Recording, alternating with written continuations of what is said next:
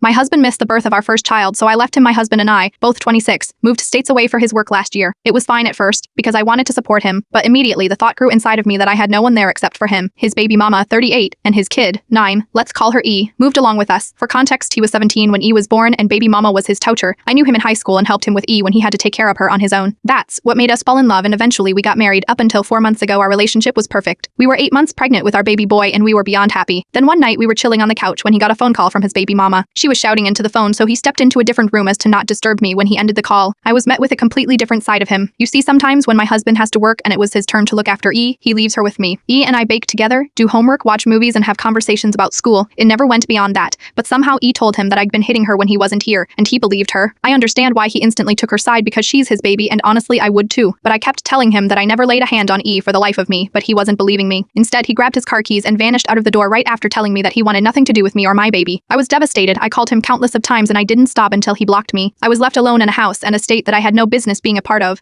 and I was so scared. Less than a month later, he never came back. I went into labor. I didn't want him to miss the birth of our first child, so I went as far as calling him from a stranger's phone. But as soon as he realized it was me, he hung up. Nonetheless, I gave birth to my beautiful boy, and when I came home from the hospital, my husband was there, and he looked completely worse for wear. Currently, he was informed by the hospital staff that the room we booked was paid for by my father, and he connected the dots. And when he refused to go check up on me, his daughter told him that she wanted to go see her new brother, and eventually confessed that she was lying just to get her mommy and daddy back together. He apologized profusely and pleaded to see our son, but I couldn't handle it. I told him to leave the house, and that I didn't want to see his face again. Now I moved back home and I served my husband with divorce papers. He never signed them. He desperately wants me to take him back, but I don't know if I want to. He broke my trust that day and established where his priorities lie between my son and E. Now that I know where he stands, I don't ever want my son to be mistreated by his own father.